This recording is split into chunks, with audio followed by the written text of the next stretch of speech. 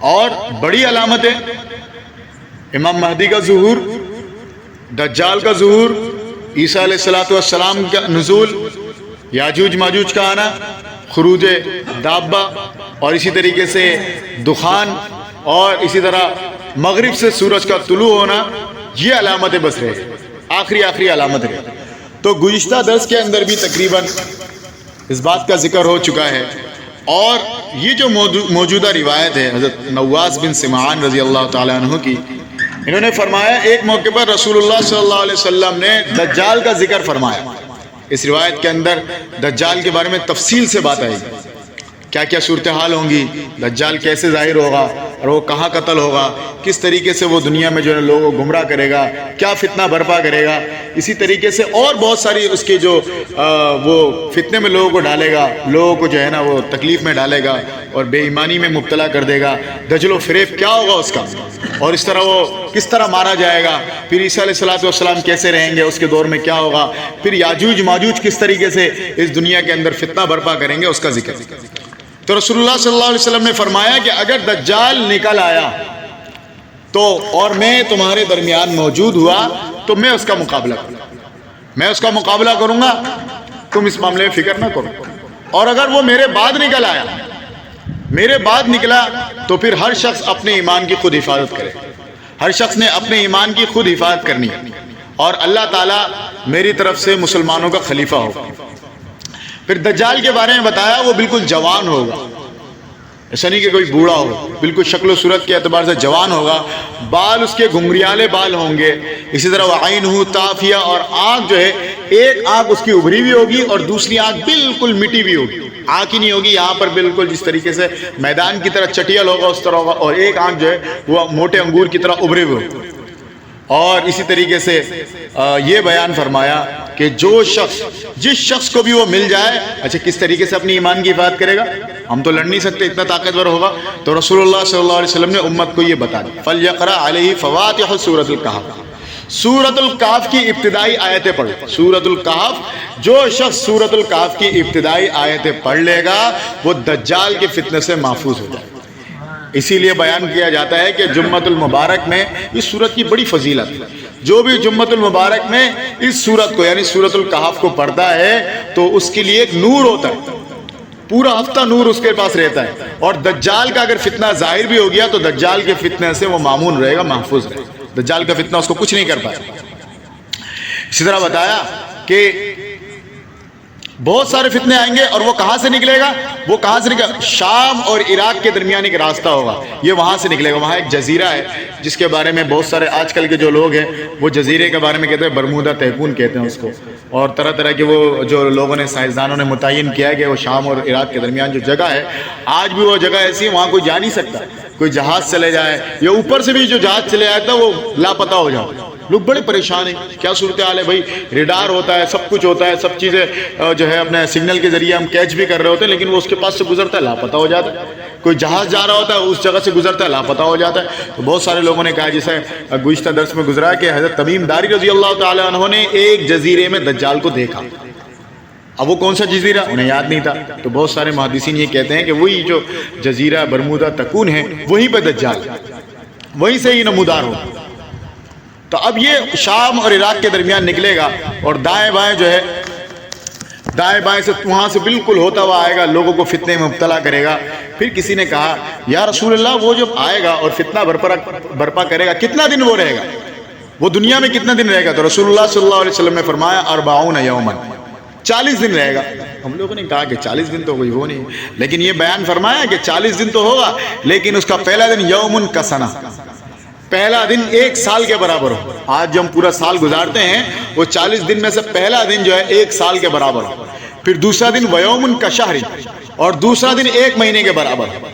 تیسرا دن کا جمعہ 1 ہفتے کے برابر ہو.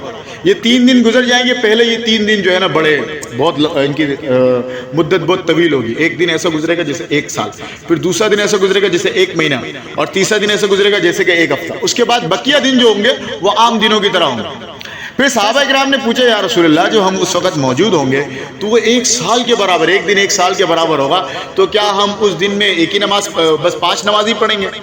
تو تو رسول اللہ صلی اللہ علیہ وسلم نے فرمایا کہ نہیں 5 نمازیں نہیں پڑھیں گے بلکہ آپ وقت کے اعتبار سے حساب لگائیں. اب ہمیں اندازہ ہو جاتا ہے کہ بھئی فجر سے لے کے ظہر تک کتنا وقت ہوتا ہے, اتنے گھنٹے میں یہ ظہر کا وقت آ جاتا ہے, ظہر سے عصر تک کتنا, تو ہم حساب کتاب لگا کے جتنی نمازیں ہوں گی اتنی نمازیں ہمیں پڑھنی پڑیں. ایسا نہیں کہ پورا دن جو ہے اسی طرح کے جو مہینے کے برابر ہوگا تو مہینے کے حساب سے. اسی لیے بعض جگہ ایسی ہے, یہ بلغاریہ وغیرہ ایسے علاقے ہیں, اللہ تعالیٰ کی قدرت ہے.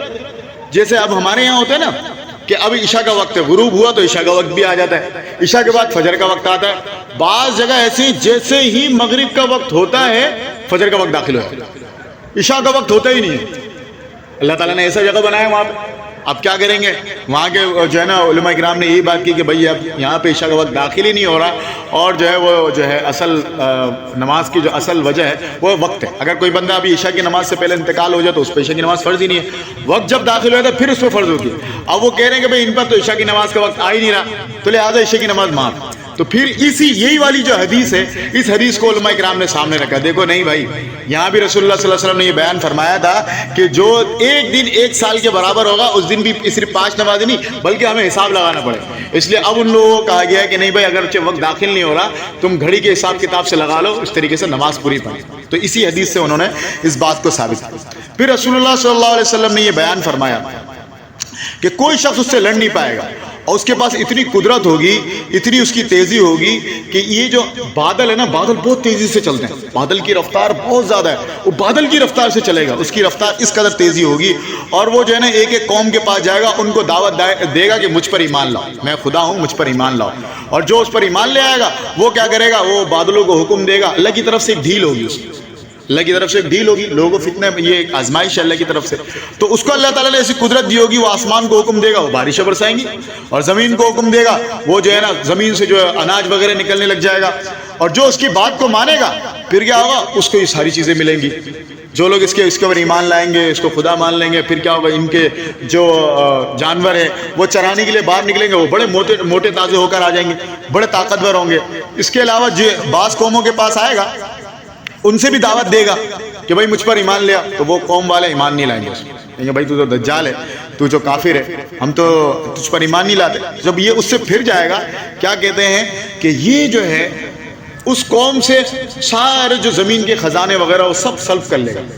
وہ زمین جو ہے نا وہ غلہ نہیں ہوگائی, وہ بیچارے قحط سالیاں پڑے. یہ آزمائش ہوگی ایمان والوں پر, ایک عارضی طور پہ آزمائش ہوگی.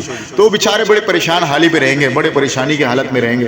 تو پھر کیا کہتے ہیں, یہ دجال کو اتنی قوت ہوگی, یہ زمین سے کہے گا کہ زمین اپنے خزانے نکال دے, زمین اپنے سارے خزانے نکالے, اور خزانے اس کے ساتھ ساتھ چلیں گے, خزانے اس کے ساتھ ساتھ چلیں گے. پھر اسی طریقے سے کہتا ہے کہ اللہ تعالیٰ نے اس کو اتنی قدرت دی ہوگی, ایک نوجوان کو بلائے گا اور بلا کر کہے گا, اس کو بلانے کے بعد جب وہ نوجوان اس کے پاس آئے گا تلوار سے اس کے 2 ٹکڑے کرے گا, اور 2 ٹکڑے کرے گا, اور ٹکڑے کرے گا ایسا کہ ایک ٹکڑا دوسرے ٹکڑے سے اتنا دور ہوگا, کہتے ہیں جیسے تیر سے ہم نشانہ لیتے ہیں نا, کتنا دور نشانہ چلے آتا ہے, تو ایک ٹکڑا یہاں ہوگا, ایک ٹکڑا اتنا دور ہوگا. پھر کیا کرے گا, پھر یہ حکم کرے گا, دوبارہ اس کو بلائے گا, جس کو قتل کیا ہے مقتول کو دوبارہ بلائے گا کہ آ جاؤ, وہ ٹکڑا اٹھ کے آئے گا اور جڑ جائے گا. پھر وہ بڑے زور زور سے ہنسنے لگے گا. تو یہ اللہ کی طرف سے ایک اس کو ڈھیل ہوگی. لوگ اس کو دیکھ کے بہت سارے لوگ جو ہے فتنے میں پڑے ہیں. آگے حدیث میں بھی ذکر ہے کہ یہ اس کے ساتھ ساتھ جنت بھی ہوگی, جہنم بھی ہوگی, ایک ساتھ اس نے رکھا ہوگا. لیکن پیارے آقا صلی اللہ علیہ وسلم نے فرما دیا کہ جو اس کی جہنم ہوگی نا, جو بندہ اس پر ایمان نہیں لائے گا, اس کا انکار کرے گا, اس کو جہنم میں تو داخل کر دے گا. لیکن اللہ کے نبی صلی اللہ علیہ وسلم فرمایا وہ اتنا میٹھا اور جو ہے نا وہ شیریں پانی ہو, میٹھا پانی ہو, اور جو آگ میں چلا جائے, آگ میں چلے جائے گا وہ تو مزے کرے گا, اور جو سمجھے اس پر ایمان لائے گا وہ کہے گا جنت پہ جاؤ, وہ جنت نہیں ہوگی, وہ دراصل آگ. تو بس وہ آزمائش پہ تھا, فتنے میں پڑ گیا, وہ آدمی ہلاک ہو گیا, تو دونوں جانوں میں ہلاک ہوا. پھر کیا فرماتے وہ اسی طریقے سے زندگی گزارا ہوگا اچانک سے. فبینما ہوا کذالک اذ بعث اللہ مسیح ابن مریم. کہتے ہیں اسی حالت میں اس کے جب 40 دن گزر رہے ہوں گے تو اللہ تعالیٰ حضرت عیسیٰ علیہ السلام کا نزول فرمائیں گے. عیسیٰ علیہ السلام کہاں نازل ہوں گے؟ فینزل عند المنارۃ البیضاء شرقیہ دمشق. کہہ رہے ہیں دمشق کی جامع مسجد کے سفید مینارے پر نازل ہوں گے. ان کے نازل ہونے کا کیا طریقہ کار ہوگا؟ وہ فرشتوں کے کندھے پر ہاتھ رکھے ہوئے ہوں گے, فرشتے ان کو نازل کر رہے ہوں گے, وہ اتر رہے ہوں گے فرشتوں کے ساتھ, اور اس حال میں اتر رہے ہوں گے کہ ان کے چہرے سے پانی ٹپک رہا ہوگا. پسینے سے اس طریقے سے موتیوں کی طرح پسینہ ٹپک رہا ہوگا، جیسے کوئی بندہ غسل کر کے آتا ہے، اس کے بال گیلے ہوتے ہیں، پانی ٹپک رہا ہوتا ہے، بڑی خوبصورت وہ ہوتی ہے۔ زرد رنگ کے کپڑے پہنے ہوں گے، 2 زرد رنگ کے کپڑے پہنے ہوں گے، اور اللہ تعالیٰ نے ان کو یہ قدرت دی ہوگی کہ ان کے سانس سے جہاں جہاں حضرت عیسیٰ علیہ السلام کی سانس جا رہی ہوگی، جو کافر بھی ان کی سانس کو پالے گا وہیں مر جائے گا۔ کہ اللہ تعالیٰ نے ان کو اتنی قدرت دی ہوگی۔ عیسیٰ علیہ السلام جو سانس لے رہے ہوں گے، ان کی سانس جہاں تک جاری ہوگی، تا حد نگاہ جہاں تک نظر جاری ہے ان کی سانس وہاں تک جاری ہوگی، دور دور تک جہاں تک یہ ہواؤں کے ذریعے جائے گی وہ کافر وہیں مر جائے گا۔ اب اسی طرح پچھلے درس میں بھی گزرا تھا کہ دجال جو ہے حضرت عیسیٰ علیہ السلام کو دیکھ کے ایسے پگھلے گا جیسے نمک جو ہے پانی میں پگھل رہا ہو، لیکن یہ پگھلے گا نہیں، اللہ تعالیٰ باقاعدہ طور پر حضرت عیسیٰ علیہ السلام کے ہاتھوں اس کو واصل جہنم کریں، وہ برچھا ماریں گے اس کو وہیں واصل جہنم کریں گے۔ اب حضرت عیسیٰ علیہ السلام اس کے پیچھے پیچھے جائیں گے، وہ بھاگ بھاگ کے کہاں جائیں گے؟ طلب کر رہے ہوں گے، ڈھونڈ رہے ہوں گے، حتیٰ یدرکہ بباب اللد۔ باب اللد ایک مقام ہے، وہ آج بھی جو باب اللد ہے، یہ اسرائیل کی جو جگہ ہے نا، یہ یہیں پہ ایک جگہ ہے باب اللد، اور انہوں نے یہ حدیث بھی پڑھ لی ہے۔ عیسائی اور یہ جو یہودی ہیں، انہوں نے دیکھا ہماری حدیث پڑھی اور ان کو یہ پتہ چلا کہ ہمارے نبی کریم صلی اللہ علیہ وسلم نے یہ پیشن گوئی کی ہے، پہلے ہی بتا دیا کہ دجال اس باب اللد میں مارا جائے گا۔ اب یہ یہودی جو ہے ان کا تو دجال ہے مسیح، ان کا تو یہ جو ہے نا خدا اس کو مانیں گے اور اس کی تیاریاں کر رہے ہیں، دجال کے لانے ہی کی تیاریاں کر رہے ہیں۔ انہوں نے کیا کیا ہوا ہے، اس باب اللد جو مقام لد ہے، باب اللد، وہاں پر ابھی باقاعدہ طور پہ ایئرپورٹ بنایا۔ فاسق فاجر ہیں، کافر ہیں، وہ تو جو سوچیں گے جتنا کر سکتے ہیں، ان کو پتہ چلا کہ یہاں ہمارے جو ہے خدا کو مارا جائے گا، انہوں نے ایک ایئرپورٹ بنایا ہے اور خاص قسم کا طیارہ رکھا، بڑا تیز قسم کا طیارہ۔ ان کے گمان کے مطابق جب عیسیٰ علیہ السلام یہاں آ رہے ہوں گے، یہاں پھنس جائے گا تو ہم اس ایئرپورٹ سے ان کو بھگا دیں گے۔ لیکن ان کے خام خیال ہے، یہ اپنے دجال ہے، دجال کو بچانے کے لیے کوششیں کر رہے ہیں، یہ تو مریں گے۔ اللہ کے حبیب صلی اللہ علیہ وسلم نے جب پیشن گوئی فرما دی کہ عیسیٰ علیہ السلام وہیں پہ اس کو واصل جہنم کریں گے تو کریں گے، وہ تو اپنی کوششوں میں لگے ہیں، ہمارا خدا ہم بچانے کی کوشش کریں گے، تو کہہ رہے حضرت عیسیٰ علیہ السلام اس کو پالیں گے، پا کر وہاں پہ اس کو قتل کریں گے، واصل جہنم کریں گے، وہ نیست و نابود ہو گئے۔ اس کے بعد جو مسلمان دجال کے فتنے سے بچے رہے اور ایمان پر ثابت قدم رہے، اس کے فتنے میں پڑے نہیں، تو عیسیٰ علیہ السلام سے ملیں گے۔ عیسیٰ علیہ السلام ان کو دیکھ کے بڑے خوش ہوں گے، بڑا فتنہ تھا۔ آج دیکھیں 2 روپے ملتے ہیں، کوئی 2 روپے دیتا ہے، لوگ فتنے میں پڑ جائیں۔ جب اتنی اس کے اندر قدرت ہوگی، اتنی طاقت ہوگی، سارے زمین کے خزانے اس کے پاس ہوں گے، سب کچھ ہوں گے، تو کتنے جو غریب ہوگا، کمزور ایمان والا ہوگا تو فتنے میں پڑ جائے گا۔ جو مضبوط ایمان والا ہوگا مرنے کو تیار ہو جائے گا، ایمان نہیں چھوڑے گا، تو مضبوط ایمان والے ہوں گے۔ تو وہ عیسیٰ علیہ السلام کے پاس جب آئیں گے، عیسیٰ علیہ السلام جو ہے ان کے چہروں سے گرد و غبار، بیچارے جب ظاہر سی بات ہے دجال نے ان سے کھانا پینا چھین لیا، قحط سالی میں تھے، بڑا بدحال تھے، لیکن عیسیٰ علیہ السلام ان کے چہرے کو پوچھیں گے اور جو ہے وہ پھر ان کو خوشخبری دیں گے کہ تم نے جو یہ صبر کیا ہے، یقین رکھو کہ تمہیں اللہ تعالیٰ نے جو مقام دیا نا جنت میں، تمہیں جو ملے گا، تم ساری پریشانی بھول جاؤ، تو وہ خوشخبری دیں گے۔ اس کے بعد کیا ہوگا، پھر حضرت عیسیٰ علیہ السلام، پھر لوگ جو ہے نا بڑے خوشحالی میں دن گزار رہے ہوں گے، خوشحالی میں دن گزاریں گے، اچانک سے عیسیٰ علیہ السلام کو وحی آئی۔ عیسیٰ علیہ السلام کو اللہ تعالیٰ کی طرف سے یہ وحی کی جائیں گی کہ میں اپنی قوم میں سے انی قد اخرجت عبادا لی، کہ میں اپنی قوم میں سے، اپنے بندوں میں سے اب ایک ایسی قوم بھیجنے والا ہوں۔ عیسیٰ علیہ السلام کو یاجوج ماجوج کی قوم کو بھیجنے والے اللہ تعالیٰ حضرت عیسیٰ علیہ السلام کو وحی دیں گے، وہی فرمائیں گے کہ میں اس قوم کو جو بھیج رہا ہوں نا، میں نے بس یہ اللہ کی طرف سے قیامت کی نشانیاں ہیں کہ اس قوم سے کوئی نہیں لڑ سکتا، انسان کے اندر یہ قدرت نہیں ہے، کوئی بھی اس سے نہیں لڑ سکتا۔ لہٰذا عیسیٰ علیہ السلام کو یہ حکم ہوگا کہ یہ سارے بندوں کو لے کے، جو مسلمان بندے ان سب کو لے کے کوہی طور پہ چلے جائیں۔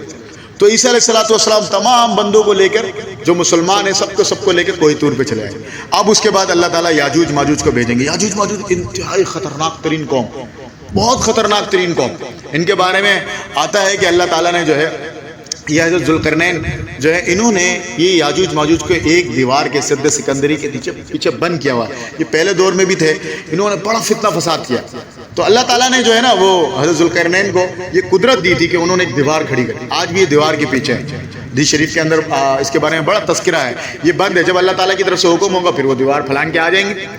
تو جب یہ اس طریقے سے آئیں گے تو اللہ تعالیٰ ان کو بھیجیں گے، کوئی نہیں لڑ سکے گا ان سے، تو جہاں سے گزریں گے اس کو ویران کر دیں گے۔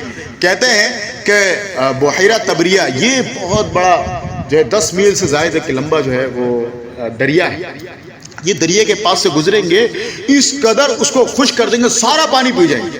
بہت ہی جنگلی قسم کی قوم ہوگی، سارا پانی پی جائیں گے۔ وہ یہاں سے گزریں گے، دوسری قوم جب پیچھے آئے گی، کیونکہ مسلمان تو سارے کوہی طور پہ ہوں گے، دوسری قوم آئے گی، ایسا لگے گا، وہ کہیں گے شاید زندگی میں کبھی یہاں پانی تھا ہی نہیں، ریگستان بنا دیں گے، اس قدر ان کے اندر قدرت ہوگی، سارا پانی پی لیں گے، جہاں جائیں گے وہ جاڑ کے رکھ دیں گے، سب کچھ بالکل جو ہے نا فنا کر کے رکھ دیں گے۔ پھر اسی طریقے سے وہ جو ہے نا بیت المقدس کے پاس جائیں گے، اور جتنے بھی لوگ ہوں گے، جو کوئی اکا دکا بچا، سب کو فنا کر دیں گے، سب پوری دنیا کو فتح کر دیں گے۔ اس کے بعد یہ نا اپنے آپ میں کہیں گے کہ ہم نے دنیا کو تو فتح کر لیا، زمین والوں کو اب جو ہے ہم آسمان کے جو مخلوق ہے ان کو بھی ہم تباہ و برباد کریں گے، ان کو بھی ہم ہرائیں گے۔ تو کیا کریں گے؟ وہ اپنے تیروں کا رخ جو ہے نا آسمان کی طرف تیر چلائیں، وہ آسمان کی طرف تیر چلائیں گے تو اللہ تعالیٰ کی طرف سے ان کو ڈھیل ہے، یہ اللہ کی طرف سے ڈھیل ہے، تو اللہ تعالیٰ کی طرف سے یہ حکم ہوگا جو ان کی تیروں کو نا لال رنگ دیا جائے، اور وہ واپسی آئیں گے، یہ بڑا خوش ہو جائیں گے کہ بھائی ہم نے جو ہے نا اوپر والوں کو بھی کام تمام کر دیا، اوپر والوں کو بھی کام تمام کر دیا۔ اب حالت کیا ہو جائے گی؟ کوہ طور پر جب حضرت عیسیٰ علیہ السلام مسلمانوں کو رکھیں گے تو کچھ وقت تو کھانا پینا رہے گا، اب کھانا پینے کے جو ہے نا قحط پڑ جائے گی، اب کھانا پینا کیسے کھائیں گے؟ بڑے برے حالات آ جائیں گے۔ تو حدیث شریف کے اندر آتا ہے اس وقت ایسا وقت آئے گا کہ حتی یکون رأس الثور لأحد خیرا من 100 دینار، کہ ایک بیل کا سر، گائے کا سر ہوتا ہے نا، ہم نے قربانی کے دن میں دیکھا پھینک بھی دیتے ہیں لوگ، کھاتے نہیں، مطلب بے قیمت ہے نا، لیکن اس وقت اس گائے کے سر کی قیمت کتنی ہوگی؟ 100 دینار سے زیادہ قیمت ہوگی، تو ملے گا نہیں لوگوں کو۔ اب کوئی بھوکا آدمی ہو تو وہ تو نہیں پھینکے گا نا گائے کا سر بھی، اس بیچارے کو کچھ کھانے کا نہ ملا، اس قدر قحط پڑ جائے گی۔ جب اس قدر قحط پڑ جائے گی تو عیسیٰ علیہ السلام دیکھیں گے کہ یہ مسلمان جو ہے وہ تو ہلاک ہو رہے بھوک کی وجہ سے، کچھ تو کرنا پڑے گا، تو وہ پھر اللہ تعالیٰ سے گڑ گڑا کے دعائیں مانگیں گے، اور جتنے بھی نیک لوگ ہوں گے یقیناً وہ جو جتنے بھی حضرت عیسیٰ علیہ السلام کے ساتھ لوگ ہوں گے وہ تو پکے ایمان والے ہوں گے، سب کے سب رو رو کے اللہ تعالیٰ سے دعائیں مانگیں۔ پھر اللہ تعالیٰ کیا کریں گے؟ ان کو ہلاک کیسے کریں گے؟ لڑ تو نہیں پائیں گے، پھر اللہ تعالیٰ اپنے ایک مخلوق بھیجیں گے۔ اس مخلوق کے بارے میں آتا ہے کہ اس طرح معاملہ ہوگا کہ سب سے پہلے تو یاجوج ماجوج کے گردنوں پہ ایک بیماری طاری ہو جائے گی، ایک پھوڑے کی طرح ان کی گردوں میں نکلے گا، اور اس پھوڑے کی وجہ سے، وہ تکلیف کی وجہ سے وہ ہلاک ہو جائے گا، مر جائیں گے سارے کے سارے۔ اب جب وہ مر جائیں گے تو ساری زمین جو ہے نا ان کی بدبو سے، ان کی لاشوں کی بدبو سے بھر جائے گی، سب جگہ بدبو ہی بدبو ہوگا، تو مسلمانوں کو جینے بھی مشکل ہو جائے گا، اس قدر بدبو ہے، سارا مشکل ہو جائے گا۔ پھر اللہ تعالیٰ جو ہے ایک مخلوق کو بھیجیں گے، ایسے پرندے ہوں گے، حدیث شریف کے اندر اس کی صفت ہے کہ ایسے پرندے ہوں گے جن کی گردنیں اونٹ کی طرح لمبی لمبی ہوں گی، اب وہ پرندے آ کر ان یاجوج ماجوج کو اٹھا کر لے جائیں گے۔ اب کہاں پھینکیں گے اس کے بارے میں بتا، اللہ تعالیٰ ان کو جہاں بھی چاہیں گے ان سب کو پھینک دیں گے، بہرحال ان کو اپنی جگہ پھینک دیں گے۔ اب پھینکنے کے بعد پھر کیا ہوگا؟ پھر مسلمانوں کے درمیان جو ہے ایک خوشحالی کا دور ہے، جب یاجوج ماجوج پہ چلے آئے گا پھر کیا ہوگا؟ مسلمانوں کے درمیان بڑی خوشحالی کا دور آئے گا اور بڑی برکتوں کا وقت آئے گا، اور ایسا وقت آئے گا کہ ایک ایک انار جو ہے کئی لوگ کھائیں گے، کئی لوگ ایک ایک انار کھائیں گے، اور انار کی جو چھال ہوگی، چھلکا، اس کو اگر چھپڑا بنا کے رہنا چاہے وہ رہ سکیں گے، اور ایک گائے کا دودھ جو ہے کئی لوگ پورا قبیلہ پی لیا کرے گا۔ یہ برکت کا دور آئے گا جب وہ یاجوج ماجوج بھی اس دنیا سے چلے جائیں گے، تو عیسیٰ علیہ السلام کی طرف سے جو ہے نا وہ اس وقت سارے مسلمانوں کے بڑے ہوں گے اور امام مہدی ہوں گے، تو مسلمانوں پر بڑی برکت کا وقت آئے گا۔ تو پھر کیا کہتے ہیں، اس طرح وقت چل رہا ہوگا حتیٰ کہ اچانک سے اللہ تعالیٰ ایک خوشبودار ہوا کو بھیجے گا۔ جب خوشبودار ہوا چلے گی تو پھر لوگوں کی بغلوں کے نیچے سے وہ ہوا جائے گی، تو جو مسلمان ہوں گے نا، مسلمانوں کی روح قبض ہو جائے گی، مسلمان اس روح، وہ جو ہوا چلے گی وہ مسلمانوں کی روح کو قبض کر دے گی، مسلمانوں کا انتقال ہے، جتنے مسلمان ہیں اللہ تعالیٰ مسلمانوں کو اٹھا دے گا۔ یہ جو دراصل بات کیا ہے، یہ قیامت جو ہے نا، قیامت بہت سخت ہوگی، یہ مسلمانوں پہ نہیں آئی، یہ کافروں پر آئی، جو پہاڑ گالوں کی طرح اڑیں گے اور اس قدر فتنے ہوں گے، اور زمین جو ہے نا یہ لرزہ طاری ہوگا، یہ سارا حال کس پر واقع ہوگا؟ کافروں پر ہوگا۔ مسلمان جو پکے ایمان والے ہوں گے ان کو تو اللہ تعالیٰ پہلے اٹھا دے گا، کیونکہ جب تک بھی ایک اللہ اللہ کہنے والا ہوگا قیامت نہیں آئے گی، تو اس سے پہلے اللہ تعالیٰ مسلمانوں کو اٹھائے گا۔ ایک ٹھنڈی ہوا چلے گی، میٹھی ہوا چلے گی، مسلمانوں کی روح قبض ہو جائے گی۔